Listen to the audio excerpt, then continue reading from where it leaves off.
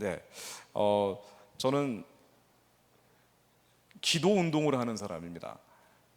전국을 돌면서 또 미국에서 요즘 또 활동을 하면서 이 나라와 민족과 열방을 향한 하나님의 마음을 함께 나누고, 지금 이 시대성과 역사성, 이 때에 어떻게 하나님의 마음을 시원케 해드리는 기도를 해드릴 수 있을까, 청년들과 또 청소년들을 포함한 다음 세대와 함께 기도하는 기도 운동을 하고 있습니다. 제가 오늘 큰 주제로 잡은 이 한민족을 향한 부르심이라는 제목을 잠깐 묵상해 보시면 좋을 것 같습니다. 에베소서 1장 17절 말씀을 인용을 했는데요, 바울이 초대교회 성도들에게 하는 얘기입니다. 믿지 않는 사람들이 아니라 사자밥이 되는 걸 두려워하지 않았던 초대교회 성도들에게 하나님의 지혜와 계시의 영이 당신들에게 부어주기 원한다라고 얘기합니다. 하나님을 더 깊이 알게 하시고 너희들의 마음에 눈이 열려서, 아니 그냥 안 믿는 사람들이 아니고요, 하나님 아는 사람들이에요.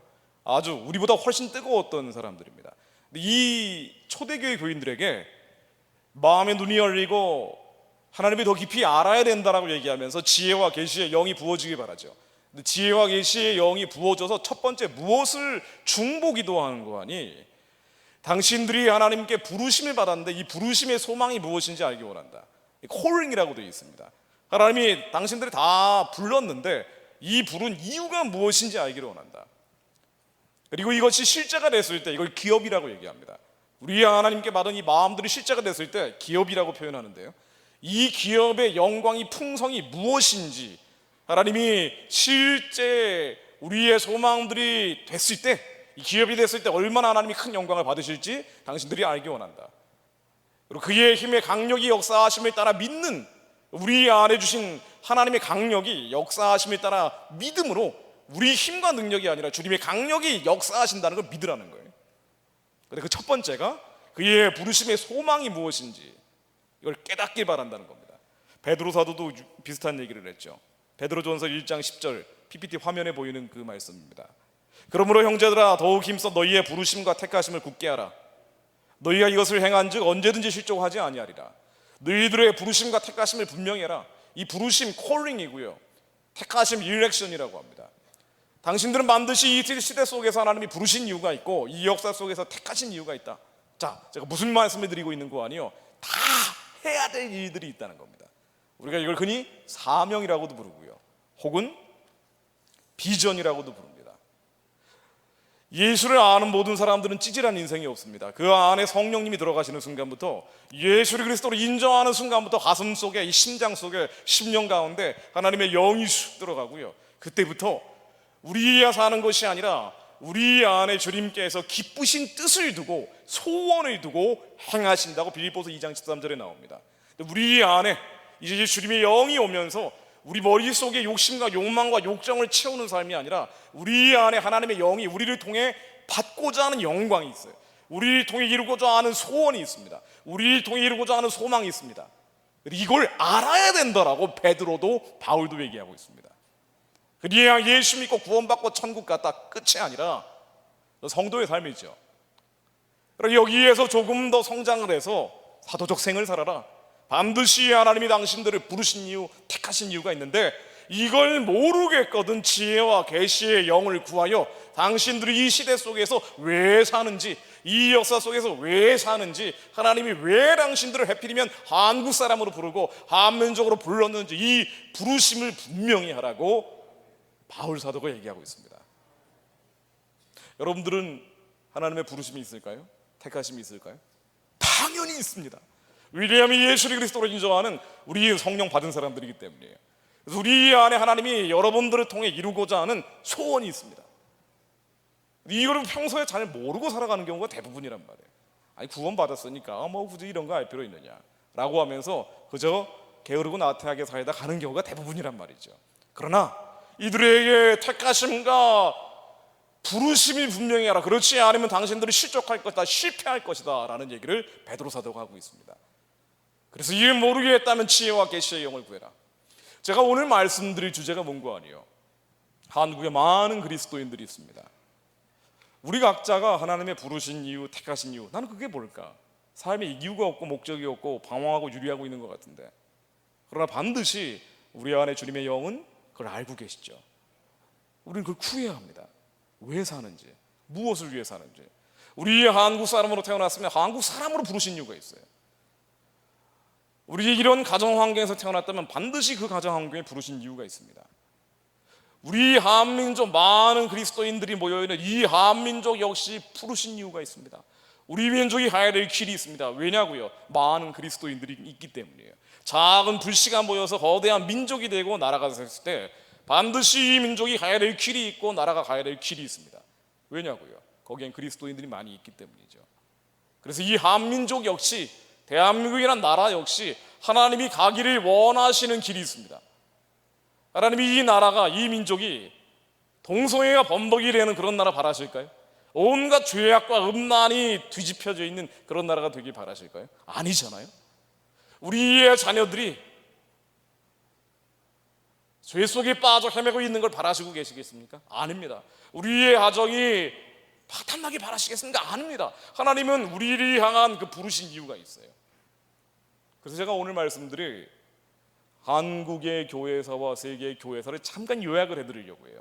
아주 짧은 시간이지만 이 많은 사람들을 제가 간단히 짚어드리는 이유는요, 공통점이 있습니다.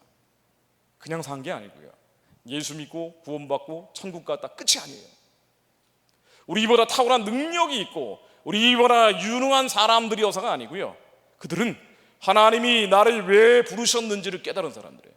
하나님이 왜 나를 택하셨는지 깨달은 사람들입니다. 그리고 이 부르심과 깨달음을, 이 택하심과 깨달음을 믿었던 사람들입니다.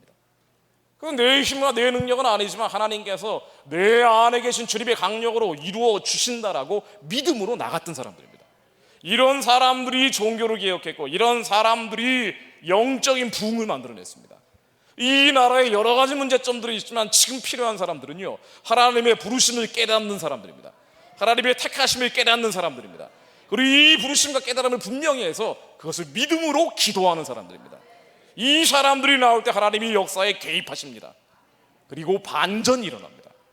우리야 통일을 바라보고 북한을 바라보는데요, 어떻게 해결해야 될까요? 하나님의 부르심과 택하심을 깨닫는 자들이 나와야 합니다. 우리 이것을 믿는 자들이 나와야 합니다. 그래서 로마서 12장 2절로 너희를 이 세대를 본받지 말고 마음을 새롭게 함으로 변화를 받아.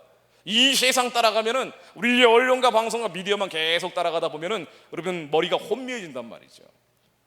세상 정보들이란 건 원래 그렇단 말이에요. 그래서 마음을 새롭게 함으로 변화를 받아, 헬라어 원역으로 우리의 마인드라고 되어 있어요. 우리의 생각을 바꿔서 하나님의 선하고 기쁘고 온전하신 뜻이 무엇인지 분별하라. 우리 안에 역사하시는 하나님의 영이 끌고 가는 방향이 있어요. 이걸 분별해야 된다. 우리의 머리에 욕심과 욕망과 욕정이 아니라 우리 심령 가운데, 심장 속에서 약동하는 하나님의 영이 끌고 가는 그 선하고 기쁘고 온전하신 뜻을 분별하도록 하라.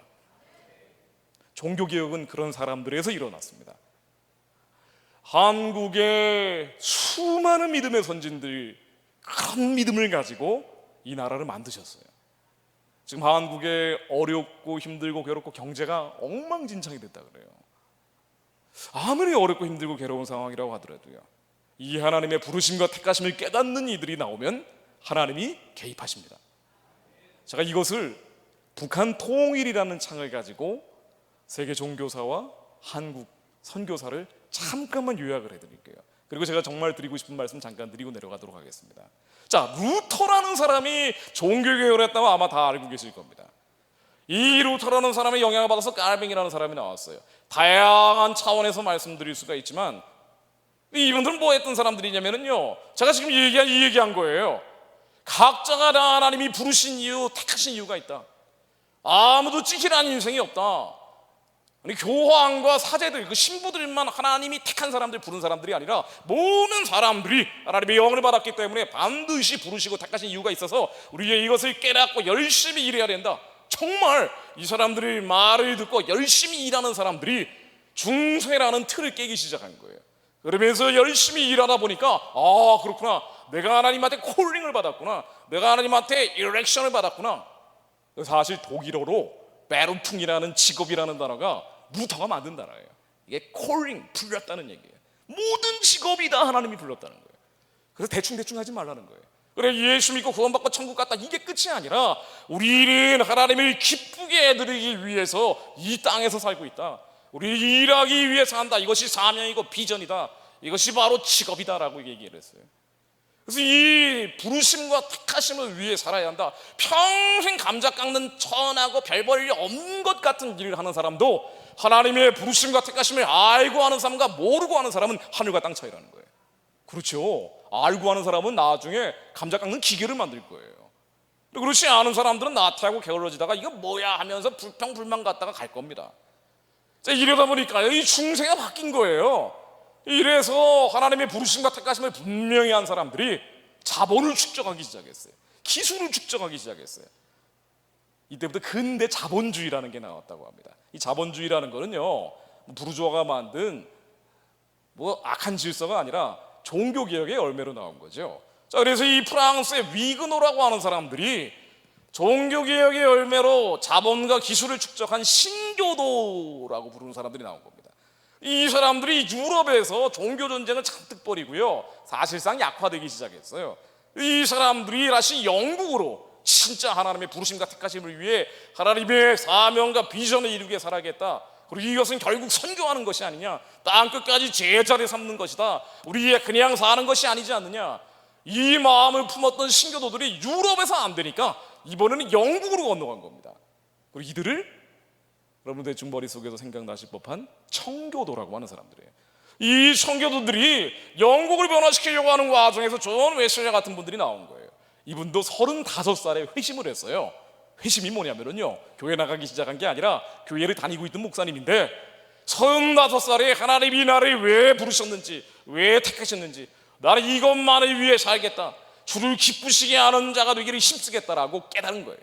그래서 이 35살부터 존 웨슬리가 80대 중반에 돌아가실 때까지 하루에 설교를 2.63회를 했대요. 몸을 돌보지 않고 하나님을 어떻게 기쁘게 해드릴까, 이 고민만 하다가 가신 분입니다. 다른 건 돌아보지 않은 거예요. 이러다 보니까 이 하나님의 부르심과 택하심을 깨닫는 사람들이 나오기 시작하니까 찰스 피리먼 아주 미국까지 영향을 주게 되는 이 도화선이 되는 게 휘필드 같은 목사님입니다. 이분들과 함께 영국의 경건주의라는 종교 부흥 운동을 만들기 시작해요.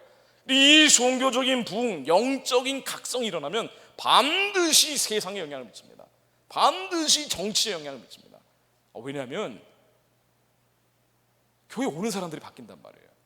이러다 보니까요, 무려 런던에 있는 남자 시민들 가운데 70만 명이나 되는 사람들이, 그렇지, 우리 아리랑 예수 믿고 천국 가는 그 차원이 아니고 우리 이 땅에 머무는 동안 반드시 몸으로 있든지 떠나든지 하나님을 기쁘시게 하는 자들이 되기를 힘써야 되는데, 하나님은 무엇을 기쁘게 여기실까? 나만 사는 게 아니라 이제 나보다 더 고통받고 있는 죽어가는 자들을 살리는 것이 아니겠는가? 이러고 돌아보니까 영국이 그 당시에 노예 무역을 세계에서 제일 많이 하고 있었어요. 세계 노예의 4분의 1을 사고 팔고 있던 시절입니다. 그래서 안 되겠다, 이혼은 하나님이 이쁘신 뜻이 아니지 않느냐 하면서 영국 런던에 있는 남자들만 70만 명이 노예 무역을 폐지하자는 서명운동에 참여를 합니다.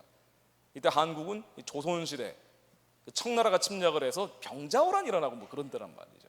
굉장히 이 영적 각성이 영향을 예전부터 미쳤던 거예요. 이래가지고 여기 영향을 받았던 사람 중에 대표적인 사람이 윌버포스라고 해서, 이 사람은 정치인이에요. 존 웨슬리의 설교 듣던 분인데, 그렇지, 내가 그냥 예수 믿고 구원받고 천국 가는 게 아니라 우리 땅에서 하나님이 부르신 이유, 택하신 이유가 있는데 내가 예전엔 잘 몰랐어. 그러나 지혜와 계시의 영을 구해서 하나님 나를 왜 어떤 방향으로 사용하기 원하십니까? 기도했던 사람이죠. 그 기도하는 가운데, 그렇지, 이 영국의 잔인한 노예 무역을 폐지하는 게 내 사명인가 보다. 그래서 윌버포스가 주도를 해서 노예 무역을 폐지하는데, 이때 영국의 많은 각성된 크리스찬들이 주도적으로 참여를 하죠. 영국이 매년 노예 무역을 하던 액수가 전체 GDP의 10분의 1 정도 되는데 이걸 포기해버렸어요. 그래서 이 경제학에서는 영국의 노예 무역 폐지를 에코노사이드라고 해서 경제적 자살이라고도 부릅니다. 이런데도 불구하고 도덕적 결단을 내린 거예요. 그랬더니 하나님이 어떻게 축복을 해주셨는 거 아니? 노예 무역을 폐지하고 매년 버는 돈의 10분의 1을 포기했음에도 영국의 가장 황금 시대라고 얘기를 하는 빅토리아와 여왕 시대를 열어주셨습니다. 그러나 이게 또 제국주의로 가버리니까 이 빅토리아 여왕 시대도 기울기 시작하는 거예요. 그랬더니 청교도들이 도저히 안 되겠다, 영국을 변화시키는 것도 한계가 있다. 그래서 루터와 깔베 이후 유럽을 변화시키려 했던 그 뜨거운 불이 영국을 변화시키려 하다가 다시 영국의 국교회, 성공회라 그러죠, 이들에게 쫓겨나면서 미국으로 건너간 거예요, 메이플라워를 타고. 그래서 이 아까 말씀드린 휘피위드 목사님 같은 분들하고 미국의 조나단 에드워드 같은 목사님들하고 2차 대각성 운동이라는 걸 일으킵니다. 이때는 영국의 식민지 상태였어요. 2차 대각성 운동의 여파를 가장 많이 받은 사람이 누구냐? 바로 미국을 만든 조지 워싱턴 장군입니다. 그래서 현실에 영향을 미치는 거예요. 정치에 영향을 미치는 거예요. 우리의 현실을 아무리 바꾸려고 해도 안 되고 정치를 아무리 바꾸려고 해도 안 되지만 영적인 각성이 일어나니까, 그렇지, 내가 사는 이유는 권력을 위해 사는 것도 아니고 돈을 위해 사는 것도 아니고 하나님을 기쁘게 해드리는 삶이 돼야 되는데, 그리고 보니까 우리가 영국 국교의 성교무에 노예가 돼 있는 거예요. 안 된다, 우리는 종의 멍에를 매지 말자. 미국의 동부에 있는 버지니아부터 시작을 해서 이 동쪽 지방에 있는 교회들이 주의만 되면은 정치적 설교를 하면서 우리 영국으로부터 자유로워져야 된다. 그래서 이 청교도들이 주도를 해서 미국의 건국을 일으키는 독립운동을 하기 시작을 합니다. 이게 바로 1차 대각성 운동 영향이었죠. 그러다가 이제 2차 대각성 운동을 하니까 그 다음에 또 기울어지는 거예요. 언제나 그런 흐름을 타고 가죠. 그러다가 이번에는 미국에서 찰스 피니 같은 목사님들이 나옵니다. 원래 변호사였는데 이분도 29살에 회심을 했어요. 회심은요, 하나님의 부르심과 택하심, 내 이 시대 속에서 하나님이 살아가야 될 이유를 주셨는데, 역사 속에서 살아야 될 목적을 주셨는데, 이유와 목적이 무엇일까 깨닫는 겁니다. 우리 이분이 보니까 나는 살았는데 아직 흑인 노예들이 있는 거예요. 이분들이 현실에 영향을 미치고 정치에 영향을 미치면서 찰스 무디 같은 분들과 함께 2차 대각성 운동이라는 걸 일으킵니다. 2차 대각성 운동에 직접적인 영향을 받은 사람이 바로 여러분 잘 아시는 링컨 대통령이에요. 이분이 그 종교적 열정이 없었으면 노예 해방 운동은 안 합니다. 정치적으로는 도움이 안 되는 거였어요. 나중에 암살까지 당했잖아요. 그러나 하나님이 나에게 주신 목적이 있는데, 우리의 부르심에 소망이 있는데 이것을 깨닫는 것이 중요하다. 그냥 우리야 새벽 예배 나오고 금요 철야하고 맨날 10분 20분이라도 기도하면서 그저 나라를 위해, 내 가족을 위해, 내 교회만을 위해 기도하는 게 아니라 하나님이 이 시대 속에서 부르신 이유, 역사 속에 택하신 이유, 나의 사명이 있고 나의 비전이 있는데 뭔가가 있을 텐데, 이걸 깨달은 링컨이 노예 해방 운동을 위해 무디 목사님, 찰스 피니 같은 목사님들의 영향을 받고 실제로 대통령 당선되자마자 무디를 찾아가죠. 아직 이분은 목사님은 아니었어요. 초등학교밖에 안 나온 부흥사였습니다. 그리고 나서 미국의 노예방 운동이 일어나고요, 그 다음에 남부 지역, 특히나 이 남침례교라고 해서 미국 남부 지역에 복음적 사람들이 많았는데요, 이 남부가 전쟁에서 졌단 말이에요. 이게 왜 졌지? 우리가 남북전쟁을 미국이 했잖아요. 이 남북전쟁을 하고 나서 남부가 지치고 나니까 우리가 뭔가 하나님의 부르심과 택하심을 잘 몰랐나 보네. 그리고 회개를 한 거예요. 그렇지, 우리만 사는 게 아니라 저 흑인 노예들도 살아야 되는데 너무 이기적으로 살았어. 우리가 예수 믿고 구원받고 천국 간다고 땡, 이게 아니라 뭔가 살아가는 목적과 이유가 있는데 우리가 이걸 등한시했어. 우리 남북전쟁 이후에 남부 사람들을 포함한 미국의 많은 엘리트 청년들이 이제 복음 들고 나를 위해 사는 게 아니라 주님 위해 살겠다고 하면서 전 세계로 뻗어나가기 시작합니다. 이게 이른바 선교 시대가 되는 거예요. 예를 들면 찰스 이 무리 목사님의 설교를 듣고 선교사로 파송된 사람만 25,000명이 나왔다 그래요. 이분들은요 다 내가 살아다니는 이유는 우리 욕심과 욕망과 욕정 채우려고 그 기도하는 게 아니라 우리 안에 하나님이 주신 이 선하고 기쁘고 온전하신 뜻을 분별하고 실천하려고 했던 사람들이에요. 그것은 뭐 돈, 권력, 명예 이런 거 관심 두지 않았죠. 오직 하나님을 어떻게 기쁘시게 할까, 이 영향을 가장 많이 받고 이 수혜를 가장 많이 받은 게 오늘 제가 말씀드릴 바로 대한민국입니다. 제가 이 얘기를 하려고 서두로 말씀드리는 거예요. 무디의 영향을 받고 한국에 많은 선교사들이 오게 됩니다. 물론 중국, 일본, 인도, 아시아 많은 지역의 선교사들이 가는데 특히나 한국으로 쏟아져 들어오기 시작했어요. 한국 사람들이 뭔가 특이한 게 있었다는 거예요. 예를 들면은 1906년에서 1909년 사이에 한국에 파송된 선교사 가운데 무디의 설교를 듣고 온 사람만 60%가 넘는데요. 한 사람에게서. 아펜젤러 선교사 들어보셨죠? 배제학당 만든. 게이 선교사 서울에 있는 연동교회 만든 분이고요. 숭실대학교 만든 비어드 선교사. 모페 선교사라고 해서 장신대 평양신학교 만든 분. 이런 많은 분들이 미국의 2차 대각성 운동에 영향을 받고 온 분들이에요. 그러니까 종교개혁의 그 불이 영국으로 옮겨붙고 미국을 두 차례 뜨겁게 달군 뒤에 그 불이 다시 아시아로 옮겨붙게 되는데 이리 중 가장 많은 영향을 받은 곳이 바로 한국입니다. 한국 사람들이 왜 좀 특이했냐면요, 선교 역사에 특이한 점이 있습니다. 한국 사람들은 하나님을 알고 있는 것 같더라라는 표현을 선교사들이 많이 했어요. 우리 시대별로 부르는 이름은 달랐지만 어떤 때는 홍익인간, 어떤 때는 상무정신, 어떤 때는 의병정신. 하여간 이 한국 사람들은 위기심 안 되면은요 어디든지 숨어있던 사람들이 막 튀어나와가지고 나라를 구해요. 자기 생명을 돌보지 않는 사람들이 많더라 이거예요. 이 사람들이 뭔가 공통점이 있는데 5,000년 전이나 4,000년 전이나 3,000년 전이나 1,000년 전이나 이 하늘을 두려워하는 마음이 있더래요. 경천애인이라고 어려운 말로 표현을 합니다. 이 하늘의 특징이 뭐냐? 바로 사람을 사랑하는 것이다. 그래서 한국 사람들이 제가 딱 특이한 거 2개만 말씀드리자면요, 선교사들이 복음을 전하기 전에 조선 사람들이 먼저 예배를 드리고 있었어요. 여러분들 1,000원짜리 뒤에 보면 이황 선생이 있는데 이 이황 선생도요 평생 목표가 천아부간이라 그래서 하늘과 나 사이에 간극이 없는 삶이었어요. 그리고 어떻게 예수 없이 하늘에게 갑니까? 평생 수양하다가 괴로워하다가 돌아가신 분이에요. 이 이황의 제자들 가운데 아주 급진적인 사람들이 있었어요. 서학파라고 하는 사람들. 이 사람들 이벽, 권철신, 정약전, 정약종, 정약용 이런 분들인데 다산 정약용 유명하잖아요. 이분들의 형제들 다 서학파라고 하는데 이 사람들은 아주 급진적이어서요 하늘에 가기 위해서는 어떻게 해야 되나, 나중에 북경에 가니까 저 중국에 가니까요 하늘에게 가는 매뉴얼을 발견한 거예요. 이게 바로 성경책입니다. 우리 자기들끼리 예배를 드렸어요. 주의 성수도 하고 심지어 당시 캐톨릭이었기 때문에 영세를 서로 줬어요.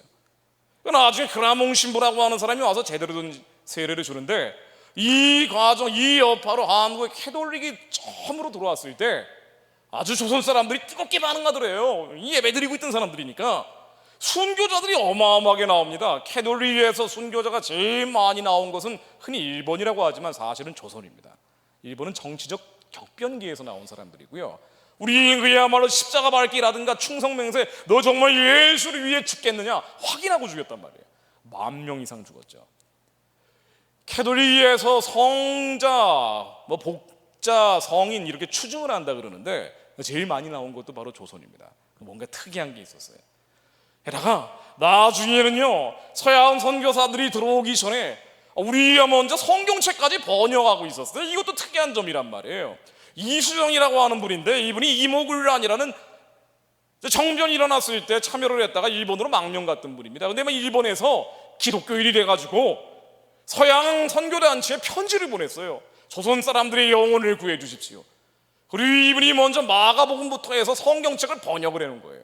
그리고 이 성경책 번역된 걸 보고 한국의 선교사로 가장 먼저 들어왔다고 하는 언더우드 아펜젤러 이 두 분이 일본에 왔다가 성경책과 이수정의 편지를 보고 감동을 받아가지고 조선 땅에 들어오는 거예요. 그러니까 한국 사람들이 복음에 뭔가 다른 반응을 했다는 거예요. 나중에 아펜젤러, 언더우드 같은 분들이 와서 뭐라 그러냐면요, 이 언더우드 이기장에도 나오는 얘기입니다. 조선 사람들은 하나님을 이미 알고 있더라. 이 하나님을 알고 있는 백성들에게 우리는 뭘 가르쳐줘야 되느냐? 하나님이 가는 길이 오직 예수 그리스도 한 분뿐이라는 거 가르쳐주면 된다. 그리고 이분들도 생명을 내놓기 시작한 거예요.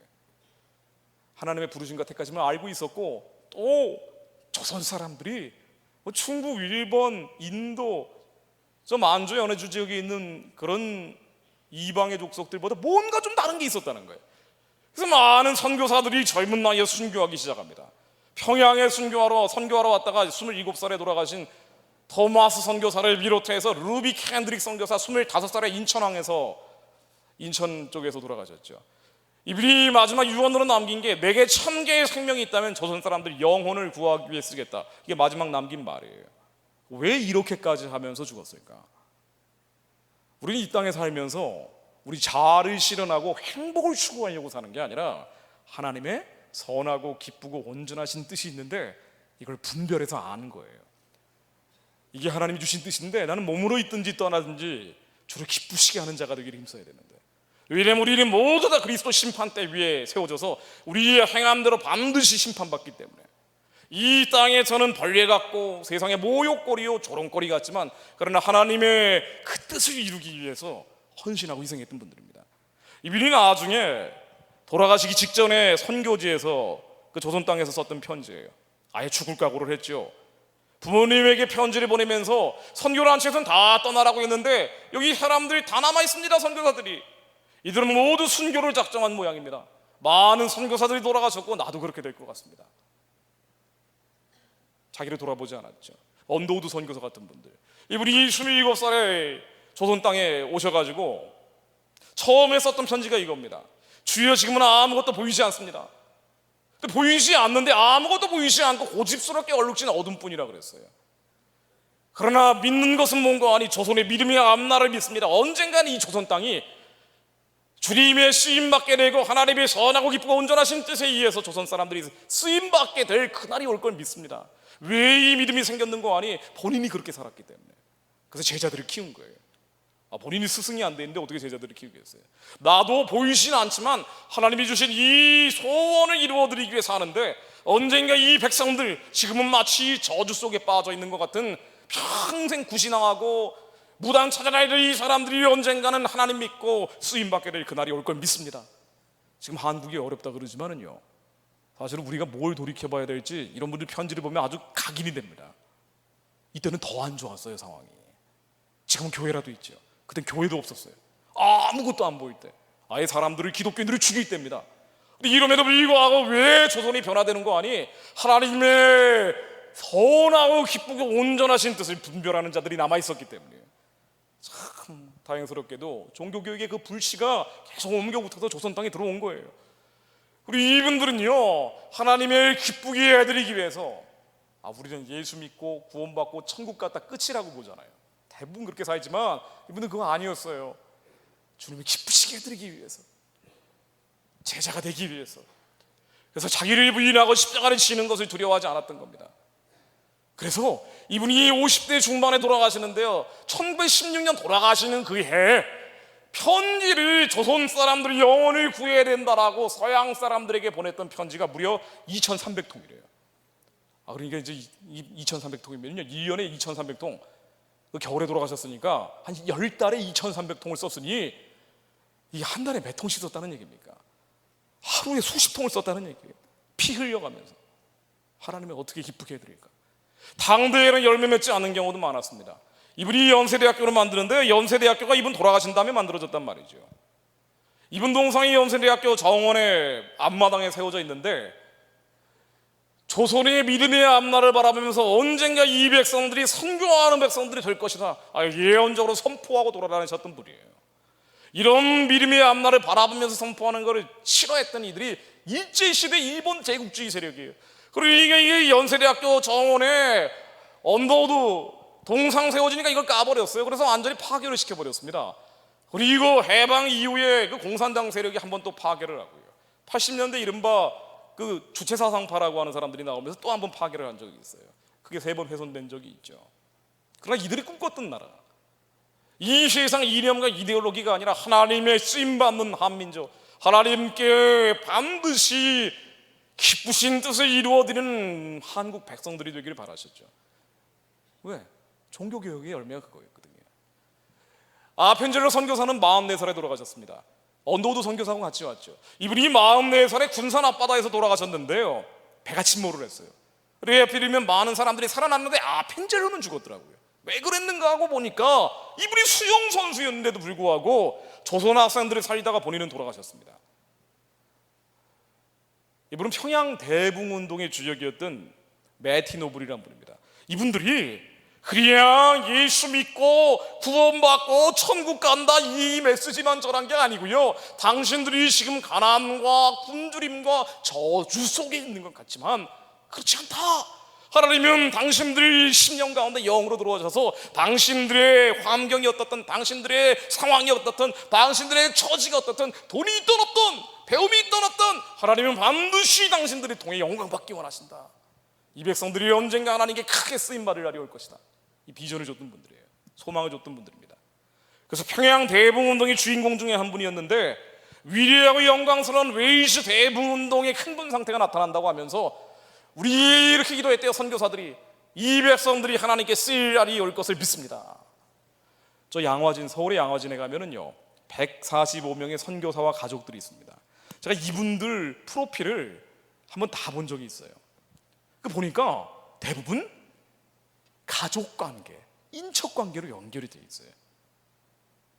초기의 교육, 근대 교육은 선교사들이 와서 했잖아요. 연세대학교, 이화대학교, 배재대학교 다 이분들이 만든 거란 말이죠. 이분들이 영향을 받아서 남강 이승훈 선생 같은 분이 오산학교 같은 거 만든 거예요. 이 사람들이 많은 숫자가 아닌데요, 적은 숫자지만 미랄이 되어 땅에 썩어지면서 이분들의 삶의 영향을 받아 제자들이 나오기 시작한 거예요. 아버지가 선교하다가 순교하신 땅에서 아들과 딸이 태어나 선교하다 순교합니다. 언더우드 선교사가 순교한 땅에 아들인 호레이스 언더우드가 태어나 선교하다 순교하십니다. 부인인 와그너 언더우드 역시 한국에서 선교를 하다가 6.25 때 공산군의 총에 맞아 돌아가십니다. 유진벨이라고 아실 거예요. 유진벨 재단 지금도 있죠. 호남 선교의 개척자죠.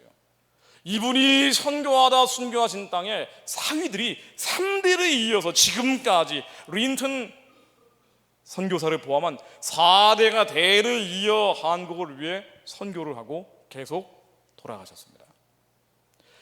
세브란스 병원을 만든 더글라스 에비슨이라는 선교사가 있는데요, 이분은 3남매가 다 조선에서 태어나서 조선을 위해 선교하다가 조선에서 순교하신 분들이에요. 자, 그런데 이분의 아드님 고든 W 에비슨이라는 아들이 있는데, 이 아들의 유일한 외아들이 고든 W 에비슨 주니어래요. 뭐 이름은 어쨌거나 저쨌거나 간에 이분은 또 6.25 때 와가지고 외아들인데 말이에요. 6.25 때 한국 사람들 살려내겠다고 와서 참전을 하신 분이에요. 아펜젤러 선교사 배제학당 만든 분이죠. 유명한 대학이 됐죠. 자, 그런데 이 아펜젤러 선교사가 선교하다 순교하신 땅에서 앨리스 아펜젤러라는 따님이 태어나 선교하다 이화여자대학교를 만들고, 6.25 전쟁 직전에 이화여자대학교 채플 시간에 설교하다 피를 토하고 쓰러져 돌아가십니다. 건강한 분들이 아니었어요. 우리보다 체력이 좋았고 우리보다 지능이 뛰어났던 분들이 아닙니다. 하나님의 부르심, 택하심, 우리 이걸 위해 산단 말이에요. 이걸 안 거예요. 그냥 나는 뭘 먹고 뭘 입고 뭘 마실까, 이걸 위해 산 게 아니고요, 처자식을 먹여 살리기 위해 산 게 아니고요, 하나님을 기쁘게 해드리기 위해 산 거예요. 그래서 열매가 맺는 겁니다. 이분의 동생이 헨리 아펜젤러 선교사인데, 이분이 나중에 배제 대학을 만들죠. 그리고 역시 6.25 전쟁 중에 전쟁 선교사로 순교하시는데, 돌아가실 때 이 얘기를 하셨어요. 나를 미국이 아니라 한국 땅에 묻어다오. 그래서 하나님이 얼마나 한국 사람들을 사랑했는지 그토록 알게 하도록 원한다. 모른다는 거예요. 하나님이 한국 사람들을 사랑했기 때문에 쓰셔야 되기 때문에, 우리의 고통과 시련과 환난이라는 것은 하나님이 때로는 우리를 사망의 음침한 골짜기로 보내고 때로는 악올 골짜기에 빠진 것 같지만, 그것은 하나님이 사랑하시기 때문에 우리를 쓰셔야 되기 때문에 우리 겉사람을 죽이기 위해 속사람을 살리는 과정이에요. 마치 한민족도 마찬가지라는 거예요. 이 한민족을 하나님이 쓰셔야 되기 때문에, 그래서 때로는 일제치하에 수치를 당하고 모욕을 당하기도 하고 분단과 전쟁을 겪기도 했지만, 그러나 이것은 하나님이 사랑하시기 때문이다. 나의 유해를 통해서라도 깨닫게 해다오. 나의 비석을 읽으면서라도 하나님 사랑을 알기 원한다. 한국 사람들이 제일 좋아하는 선교사 가운데 한 분이 헐버트입니다. 이분은 선교사로 나중에 나이가 들어서 미국으로 돌아가시는데, 다시 80대 후반에 한국에 와서 선교하다 돌아가십니다. 이분들이 만들었던 학교 중에 대표적인 학교가 배제학당이라는 곳이에요. 이 배제학당에서 주시경, 나도양, 김서울, 한국 최초의 한글학자, 한국 최초의 근대신, 근대소설가, 광복군 대장이었던 지청천, 상임임시정부의 부수반이었던 김규식, 독립피폐를 만든 서재풀 유명한 사람들이 나오죠. 대표적인 사람이 이승만입니다. 이승만 얘기하면 이제 한국에서 이제 갈등이 생겨요. 그럼 여러분들, 하나님이 어떻게 이 미천한 인간, 우리 같은 사람들을 사용하시는지 아주 대표적으로 보여주는 사례이기 때문에 제가 인용을 해봅니다. 이 사람은 원래 한학자였어요. 배제학당은 다녔지만 기독교인은 아니었습니다.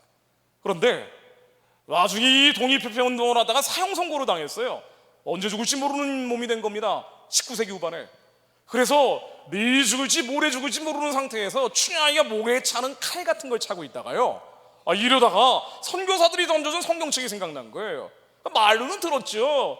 당신들이 지금 가난하고 굶주리고 저주받고 있는 것 같지만 그러나 언젠가 하나님이 쓰실 거야. 소망을 가져야 돼. 비전을 품어야 돼. 이 얘기를 말로는 들었지만 우습게 여겼단 말이에요. 그러다가 진짜 마음이 가난해지니까 사형 선고를 당했으니 얼마나 그랬겠어요. 성경책으로 읽다가 하나님 만나버린 거예요. 회심과 중생이 한 번에 일어나 버린 겁니다. 이래가지고 감옥에서 빛 가운데 빨려 들어간 것 같은 체험을 해요. 성령 체험을 깊이 하게 되죠. 그리고 나서 했던 기도가, 그렇군요. 내가 나를 위해서 하는 게 아니라 하나님을 위해서 하는 것인데, 하나님 나를 구원해 주신 것처럼 이 민족을 구원해 주십시오 라고 기도를 합니다. 그리고 나서 6년 동안 예배만 드렸대요. 감옥 이름을 자기들끼리 복당이라고 바꿔가지고요, 30명 가까운 양반 출신들을 이승만이 전도를 합니다. 언제 죽을지 모르는데. 근데 이 당시에는요, 사형 집행 날짜도 알려주질 않는답니다. 사형수들이 쭈르르 앉아있는데 아침에 뜨끈한 국밥 나오면 그날 죽는 날이래요. 그러면서 이승만하고 같이 사형 선고받았던 사람들은 다 죽었어요. 승만이 나 먼저 가네 하면서 아침에 가더라는 거예요. 이 마음이 너무 가난하니까 그냥 계속 예배만 드리다가 6년 반의 예배를 드렸는데 6년 반 만에 갑자기 사면을 받고 풀려난 거예요. 기적이죠. 이 사람이 기적을 경험하고 나니까, 그러네, 내가 아무리 어렵고 힘들고 괴로운 상황이라 할지라도 하나님과 그 나라의 의를 구하면 하나님이 다 책임지시는구나. 그리고 썼던 책이 독립정신이라는 책입니다. 이 민족이 지금은 이 모양 이 꼴인 것 같지만, 그러나 언젠가 조선 사람들이 이 국가 세계를 이끌어가는 나라가 될 것이다 라고 담대하게 얘기를 해요. 사람들은 이때도 코웃음 치는 사람들이 많았어요. 자, 그러다가 미국 유학을 갑니다. 미국 유학을 갈 수 있었던 것도 두뇌가 명석했던 것도 있지만 선교사들의 제자란 말이에요. 이 선교사들이 너나 없이 이 사람 반드시 조선의 영혼들을 살리려면 필요한 인재니까 받아들여라. 그래가지고 선교사들 편지를 이만큼 한 무대기를 들고 갔어요. 이래가지고 5년 만에 학사, 석사, 박사 다 끝내고 그 다음에 조선에 와보니까 나라가 망해버린 거예요. 진짜 나라가 망해버렸습니다. 끝나버렸어요. 지금 한국이 어렵다 그러지만은요, 사실은 한국이 어려운 게 아니고요, 우리가 하나님의 부르심의 소망이 뭔지를 잘 몰라서 그래요. 그리고 그걸 믿지 않기 때문에 그렇습니다. 이 당시에는 훨씬 어려웠어요. 그런데 하나님이 언젠가 이 백성들을 쓰실 것이다, 언젠가 이 나라를 쓰실 것이다. 그러면서요, 1913년도에 지금으로부터 106년 전에 일제시대가 시작되고 3년 지나서 한국교회 핍박이라는 책을 쓰는데, 여기서 뭐라고 얘기하는 거 아니? 이 땅의 나라는 사라져버렸대요. 그러나 하늘의 나라를 구하는 사람들이 나타났대요. 좀 안주와 연해주 지역에 가면은 나라가 망하고 끝났는데도 불구하고 복음 전하는 조선 사람들이 그렇게 많더랍니다. 지금 땅의 나라는 사라져버렸지만 우리가 태극기가 없는 대신에 십자가를 바라보고 찬송가를 애국가 대신 부르며 하늘의 나라를 구하고 있으니, 우리가 교회 일에만 자유력을 다하고 우리가 예수만 제대로 믿으면 언젠가 하나님이 이 땅의 나라를 회복시켜 주실 것을 믿습니다.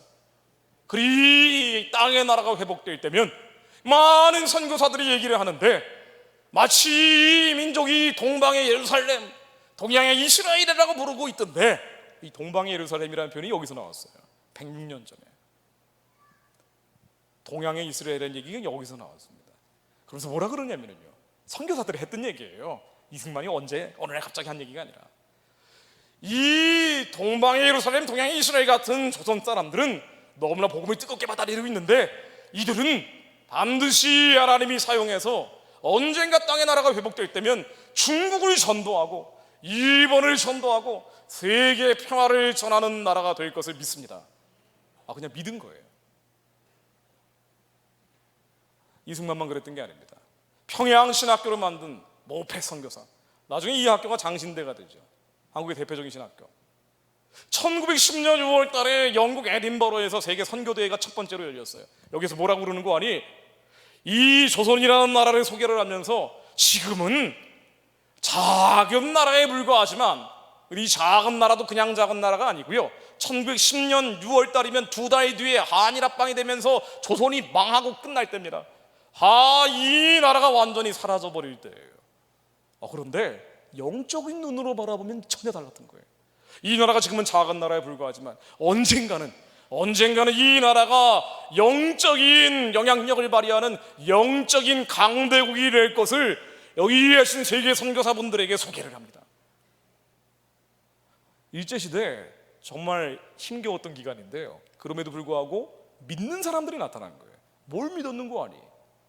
그렇죠, 예수를 그리스도로 믿는 거죠, 우리들처럼요. 근데 또 뭘 믿었는 거 아니?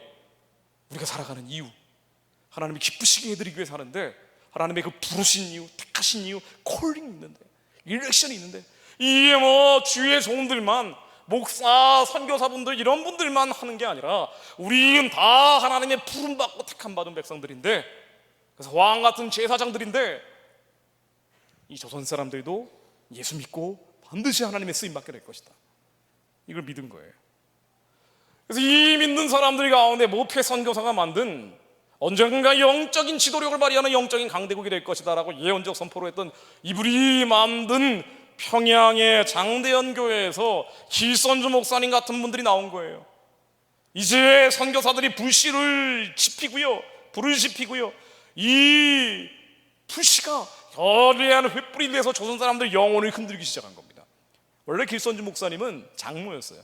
평양 대붕운동이 일어날 무렵에 나는 아간 같은 죄인입니다 라고 하면서 내가 얼마나 주님 뜻과 다르게 살았는지 아십니까? 내가 장로라고 얘기하면서 나는 내 욕심대로 살았습니다, 나는 죄인입니다, 이 회개한 거예요. 이 회개, 하나님의 택하신 이유, 부르신 이유가 있는데 나는 이걸 위해 살아야 되는데 이걸 위해 살지 못했습니다. 그래서 이 길선주 목사님이요, 평양 대붕운동의 주인공이 되면서 그 다음에 40년 동안 무려 2만 번 이상 설교를 했대요. 1년에 425번을 설교를 했다는 거예요. 불 받고 나니까 그다음부터는 전하지 않으면 못 견디는 거예요. 우리도 불 받으려고 기도원 갈 때는 많지만은요, 그 불은 어떤 면에서는 지금이라도 당장 받는 겁니다. 하나님의 부르심과 택하심을 깨달은 거예요. 내가 살아가는 이유, 내가 이 시대 속에서 왜 살아가야 되는지, 왜 사는지 그 목적과 사명을 발견한 거예요. 사실은 다 압니다. 다 알아요. 여기 계신 분들 다 압니다. 그런데 우리는 세상 걱정과 근심과 염려 때문에 못하고 있는 것뿐이에요. 그러나 이들은 십자가에 못 박기로 작정한 거예요. 우리는 어차피 부활해서 심판받고 영생과 영벌이 나눠질 때 우리는 의의 멸관에 써야 되는 사람들인데, 하나님 위해서만 살겠다, 주님의 뜻만을 위해 살겠다, 체력이 강하고 지능이 뛰어났던 분들이 아니에요. 우리하고 다를 바가 없는 분들인데 믿음이 있었던 겁니다. 그래서 이분도 설교하다 돌아가셨어요. 자기를 돌아보지 않은 거예요. 일제시대 독립운동은 이런 분들이 했습니다. 하나님의 부르심과 택하심을 아는 사람들. 그래서 일제가 시작되고 나서요, 백오인 사건이라는 사건을 조작을 일제가 하는데, 이때 기소된 사람들은 89명, 거의 대부분이 기독교인이었어요. 3.1운동 33인 민족대표 가운데 절반 이상이 기독교인이죠. 사실은 기독교인이 주도를 했죠. 왜냐하면 총칼로 단합을 하는 일제 앞에 나가는 거니까 순교할 작정 아니면 안 나간단 말이에요. 유관순 열사도 기독교인이었죠. 그냥 기독교인이 아니라 저 정동 제2교회에서 철학기도 하다가 주님 음성 듣고 너 공주 땅으로 가서 나를 위해 살 수 있겠니라는 그 음성 듣고 간 거예요. 오직 주님의 뜻만을 위해 살겠다는 사람들. 그래서 3.1운동 때 공식적으로 나온 호소문이 기도문입니다. 기독교인들이 주도했습니까?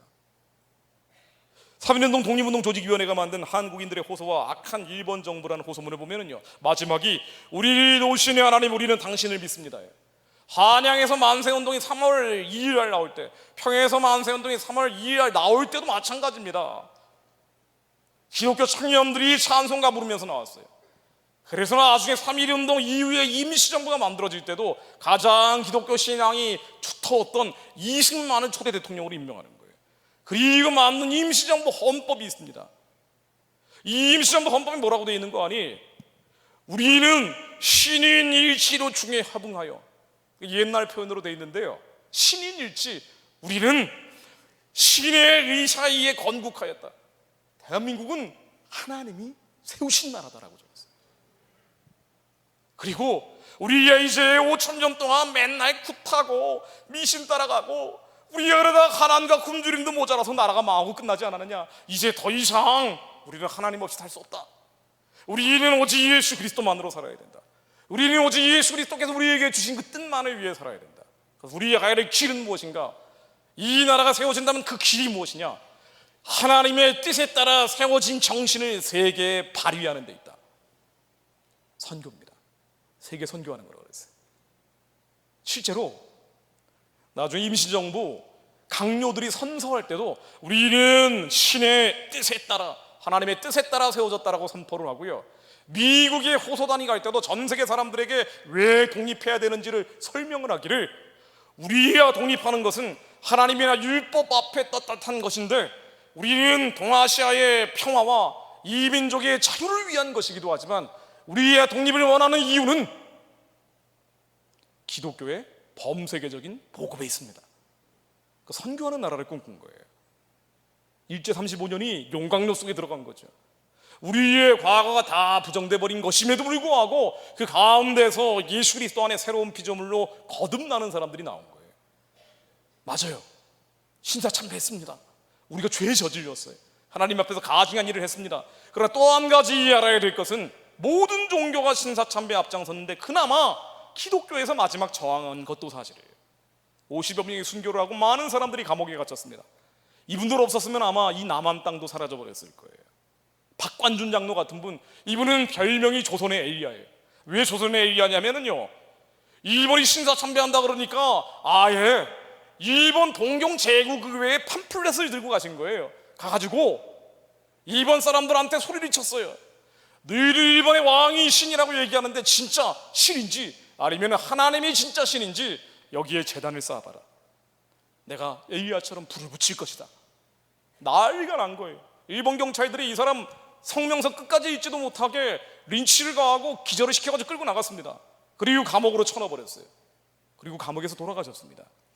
그런데 돌아가시기 직전에 1945년 겨울에 돌아가시는데요, 슬피 울고 있는 가족과 친지들에게 이런 얘기를 하셨대요. 걱정하지 마라. 너가 예수 위해 죽는데 뭐가 문제가 되는 게 있니? 그리고 하나님 많이 열어주셨나 봐요. 올해 8월 달이면 일본이 망할 테니까 근심 염려하지 말라 그랬대요. 실제로 8월 달에 원자폭탄 맞고 일본이 망하죠. 주기철 목사님 같은 분들, 이분들이 뭡니까? 왜 이렇게 삽니까? 예수 믿고 구원받고 천국 가는데 왜 이렇게 살았어요? 하나님이 기쁘신 뜻을 위해, 선하신 뜻을 위해, 온전하신 뜻을 위해. 일제시대 이 고난의 기간 동안 이런 사람들이 나오기 시작한 거예요. 그랬더니 광복이 되니까요, 한반도가 이데올로기로 나눠졌다고 하지만 사실은 영적으로 갈라져 버렸어요. 왜냐? 당시에 기독교의 진지는 북한이었습니다. 평양이었어요. 그래서 한반도 교회의 80% 이상이 북한에 있었습니다. 남쪽에는 627개밖에 없었고요, 북쪽에는 2300개 넘는 교회가 있었대요. 이런데 김일성이 공산주의 사상에 오염돼가지고 들어왔단 말이에요. 어릴 땐 기독교인인데 기독교를 아는 사람들이 기독교를 부정을 합니다. 그러니까 나중에 공산주의가 들어가니까 일부러 집회할 때도 주일날 집회를 하면서 아는 사람들은 감옥으로 가둬버린 거예요. 이러니 3년 만에 교회가 불타기 시작하는 거예요. 그래서 많은 기독교인들이 남쪽으로 내려오고 드디어 하나님 아는 사람들은 남쪽에 모이고 일본 유학 갔다 온 똑똑한 사회주의 공산주의자들은 북쪽으로 올라갔어요. 영이 갈라져 버린 거예요. 이러다 보니까 남한에서 어떤 나라 만들어야 되느냐라고 집회를 하면은 꼭 나왔던 구호가 예수 한국이었어요. 예를 들면 1945년 11월 달에 정동 제1교회에서 집회를 하는데 20만은 말할 나이가 없고, 이 사람은 예수 입국론을 들고 나왔던 사람이니까 평생 이 사람 말할 나이도 없고요, 심지어 김구 선생도 기독교인이 됐잖아요. 근데 이 양반도 우리는 경찰서 10개 만드는 것보다 교회 하나 세워야 됩니다. 우리가 예수 이름 아니면 어떻게 나라 만듭니까? 이런 설교를 하고요. 김규식 선생, 상해 임정의 부수반이었고 언더우드 목사의 양자였던 고아 출신이죠. 이분도 사회주의자로 갔다가 나중에 광복되는 거 보고 다시 전향을 한 사람이에요. 이 양반도 우리는 반드시 예수 위에, 성경 위에 나라 만들어야 그래야 침략받지 않는 강대국이 됩니다. 한경진 목사님, 이은영 목사님, 평양에서 신앙의 자유를 찾아 내려온 이분들, 오산학교 출신 남강 이승훈의 뜨거운 기독교 정신을 배웠던 이 사람들 하나같이 얘기하는 게 예수 입국론이었어요. 나중에 노선이 갈라지는 분들도 있지만 그럼에도 불구하고 기도가 쌓여 있었습니다. 하나님, 이 땅의 나라가 사라졌지만 회복시켜 주신다면 반드시 예수 이름으로 나라 만들겠습니다. 그래서 1948년도 5월 31일 날 이 나라 국회를 처음으로 시작을 할 때 대한민국 임시정부가 이제 정식 정부가 됐어요. 그래서 국회를 처음으로 시작할 때 우리가 제일 먼저 만들었던 문서가 하나님께 드리는 나라와 민족을 위한 기도문입니다. 이게 국회 속기록 맨 앞 페이지에 실려 있어요. 먼저 이승만 박사가 앞에 나와서 기도합니다. 하나님, 우리에게 광복을 주신 분이 하나님임을 믿습니다. 우리에게 나라를 세우게 해주신 걸 감사드립니다. 기도하며 나라를 세우게 해주신 걸 더욱 감사드립니다. 그리고 이윤영 목사님 앞에 나오셔서 기도해 주십시오. 이분이 A4지에 한 2장 되는 기도문을 읽는데 198명의 초대 국회의원들이 다 일어나서 예수 그리스도 이름으로 기도합니다, 아멘 하면서 끝이 났어요. 이 기도문의 핵심적인 내용이 임시정부헌법에 들어갔던 거예요. 하나님, 지금은 가난하고 굶주리고 있지만 우리 민족에게 복을 주십시오. 그러나 이 복은 그냥 남한에서 잘 먹고 잘 사는 게 아니에요. 하나님의 일을 하기 위해서예요. 이 민족 전체가. 그래서 하나님, 남과 북이 지금 갈라져 있는데 이분들이 다 북한에서 도망쳐온 분들이란 말이에요. 하나님, 빨리 남북 통일이 되게 해주십시오. 이 민족이 받은 사명은 남과 북이 함께 받은 것입니다. 중국을 전도하고 일본을 전도하고 세계의 평화를 전하는 것, 이것은 남과 북이 함께 받은 거예요. 그리고 오히려 진지가 키즈 역할을 했던 게 북한이었습니다. 그래서 빨리 남북 통일을 주십시오. 그리고 세 번째, 하나님, 세계의 평화를 전할 수 있게 해주십시오. 이 평화가 뭐예요? 여호와 샬롬, 선교하는 나라를 꿈꿨어요. 이 나라를 만들 때 대한민국 건국의 주역들은 기독교인들이었고요. 그러니까 이제 기독교인 아닌 사람들이 이거 부정하려고 대한민국의 뿌리 자체를 부정하려는 경우가 많지만, 그러나 이건 부인할 수 없는 사실입니다. 우리 이 나라가 꿈꿨던 나라, 언젠가는 북한을 열고 이들과 함께 저 브라디보스톡, 하바롭스크를 지나 땅끝까지 총을 지나 대륙을 지나 복음 전하는 나라, 이 나라를 꿈꿨어요.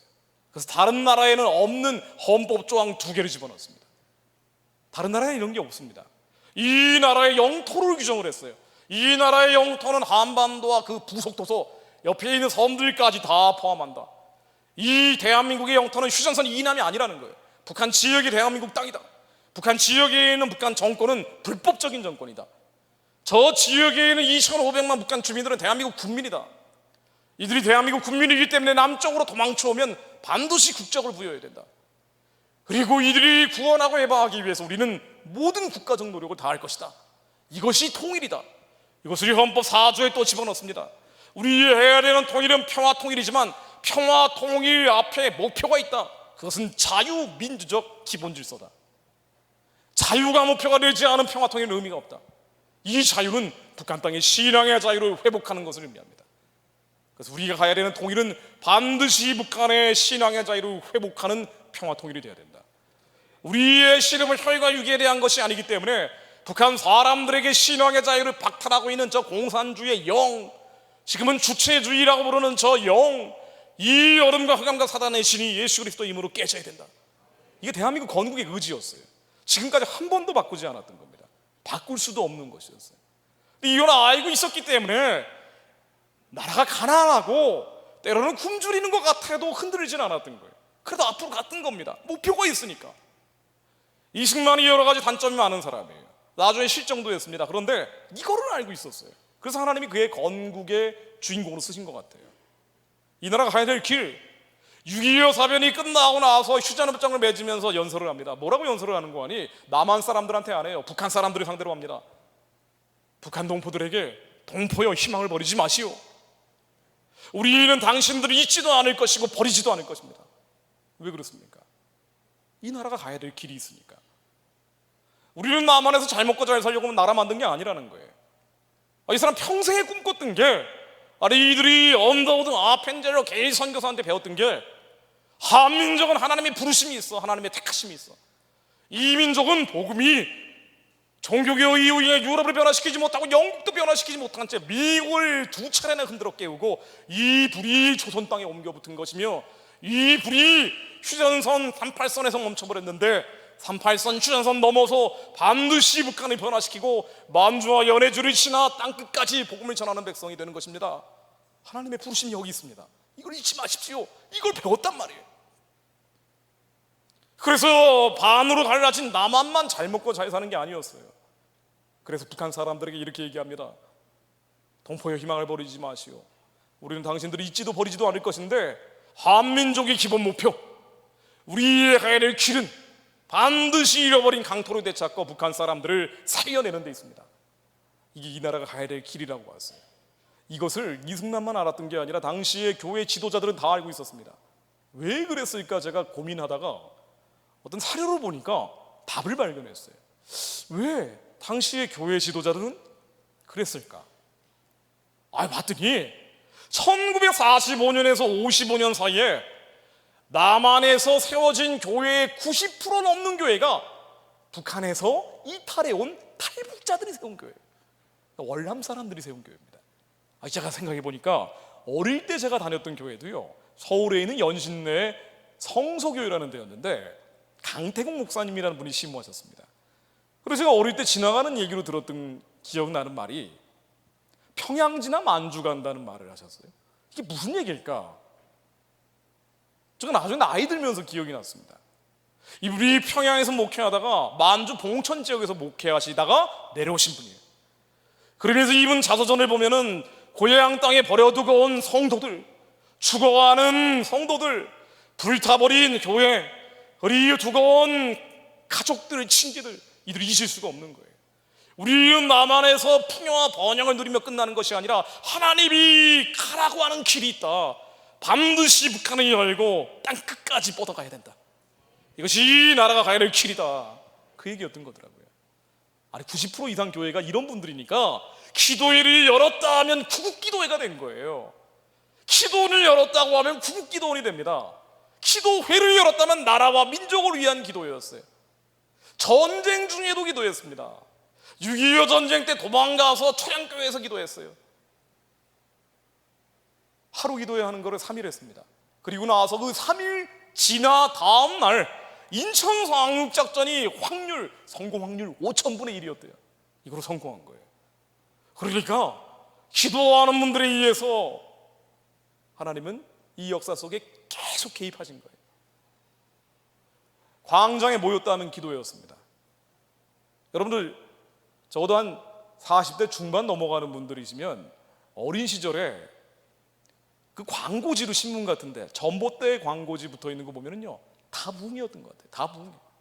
저도 어릴 때 다 부흥의 포스터밖에 본 기억이 없어요. 그냥 부흥회입니다. 그냥 부흥회.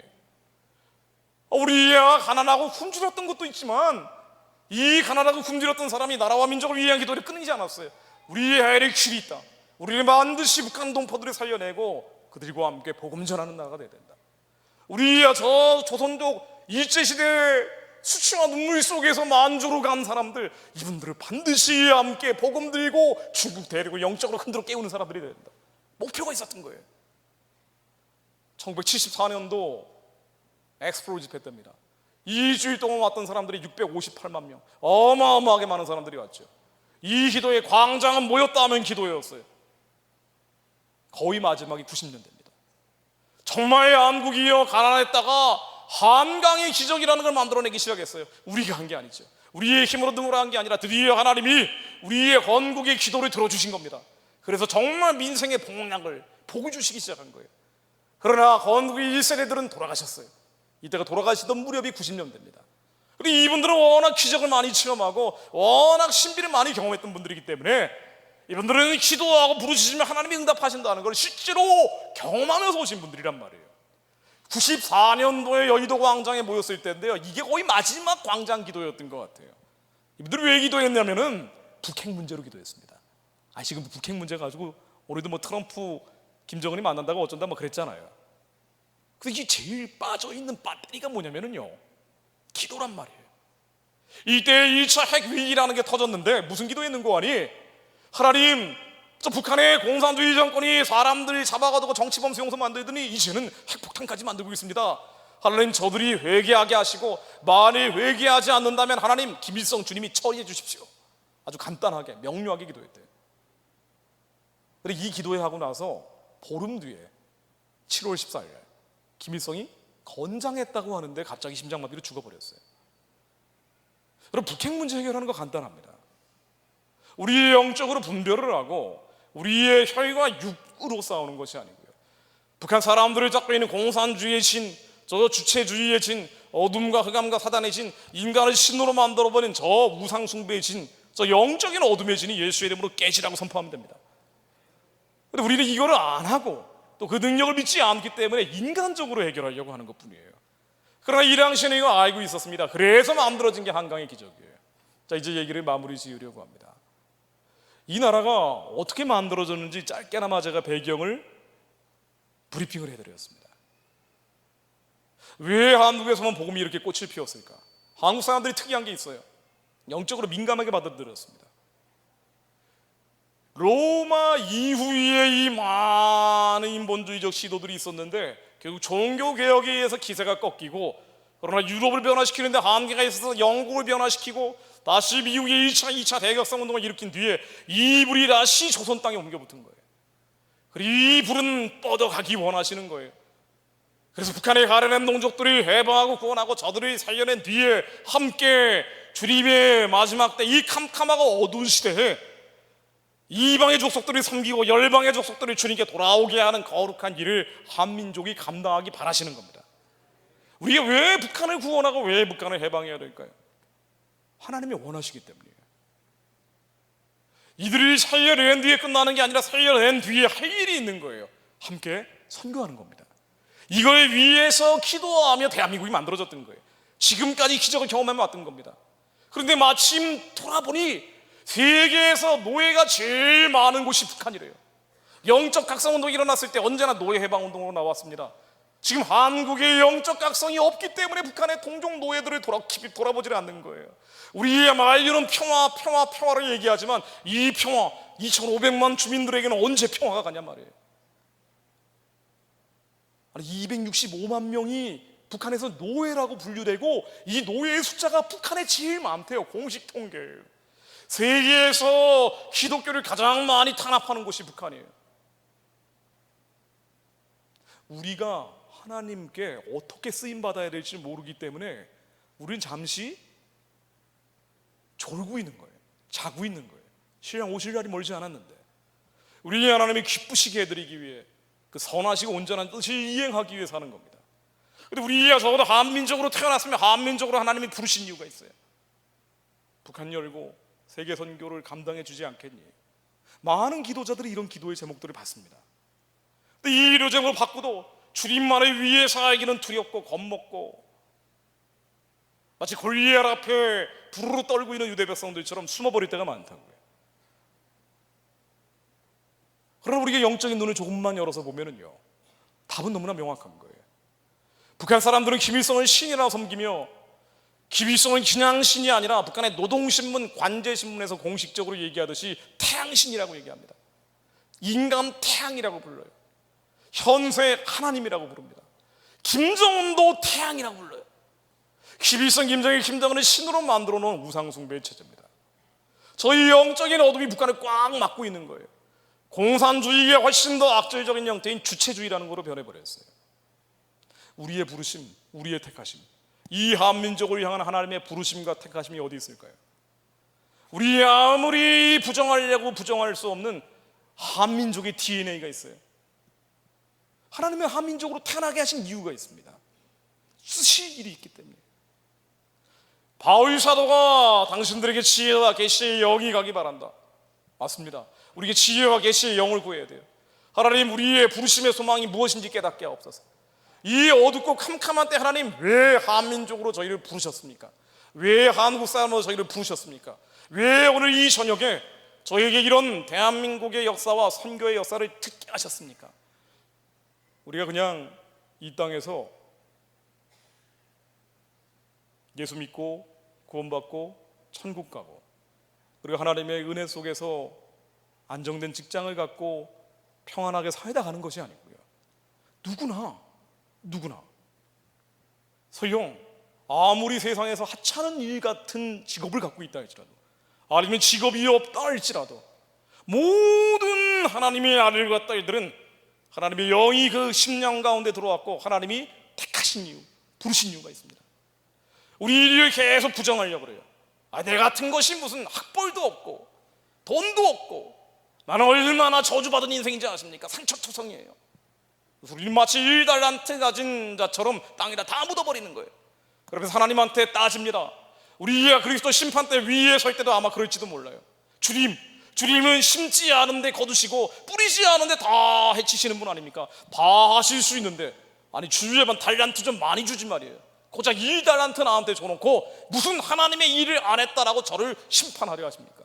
이렇게 따질지도 모릅니다. 그러나 이들에게 주님은 단호하게 말씀하실 거예요. 이 악하고 게으른 종아, 우리가 1달란트 받은 자들일지 모르지만 하나님은 모든 사람들에게 콜링과 일렉션을 주셨습니다. 하나님의 부르심과 택하심이 있습니다. 이 시대 속에서, 이 역사 속에서 우리가 해야 될 일이 있습니다. 우리가 왜 북한 구원을 하고 왜 세계 선교를 해야 되냐고요. 한국 사람으로 하나님을 부르셨기 때문이에요. 저의 부르심과 저의 택하심, 여러분들에게 이걸 나누는 것입니다. 북한의 저 가련한 동족들, 저 처참하게 죽어가는 자들, 이 마을에서 저 마을로 이동할 자유도 없는 사람들, 우리는 지금 평화를 노래하지만 이들에 대해서는 완전히 눈을 감고 귀를 막아버렸어요. 그리고 악한 지도자와 적당히 타협하는 걸 평화라고 말을 하고 이거를 미국의 지도자까지 와서 힘을 실어주지만 정작 하나님은 무슨 평화를 바라고 계신지 우리가 묵상해 봐야 됩니다. 하나님은 무엇을 기뻐하실지 저는 확신하는 게 있습니다. 북한의 어둠과 흑암과 사단의 진, 저 땅에 복음이 들어가는 평화를 하나님은 바라고 계실 거예요. 하나님은 저 우상 숭배의 영적 어둠의 진이 깨지는 걸 바라고 계실 겁니다. 하나님은 저 황량하고 황폐한 땅, 산에 나무도 없는 저 땅에 다시 재건되고 하나님의 성전이 세워지는 그날이 오기를, 하나님의 몸된 교회가 평양 땅에 다시 세워지기를 바라고 계실 겁니다.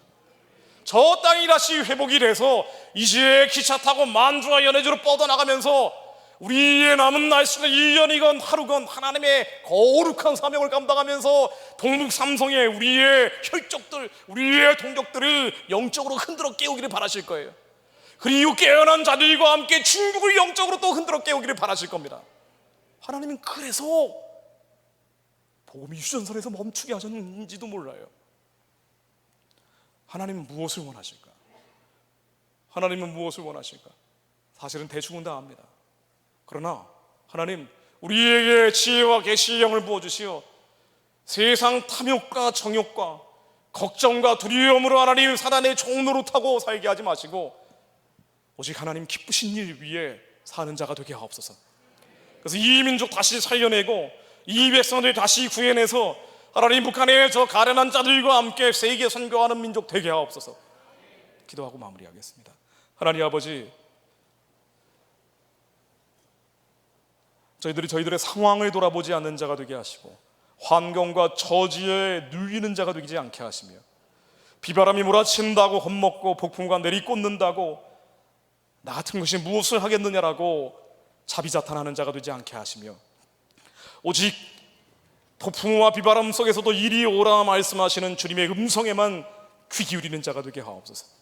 하나님의 부르심과 택하심만 붙잡고 가는 자가 되게 하옵소서.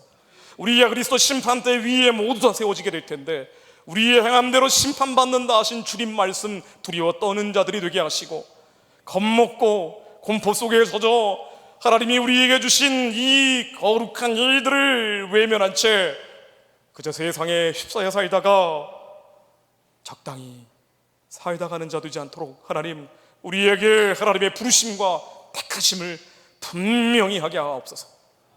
이 땅에 주님의 백성들 하나님의 거룩한 일을 감당하는 자들이 들불처럼 일어나게 해 주옵소서. 예수 그리스도 이름으로 기도했습니다.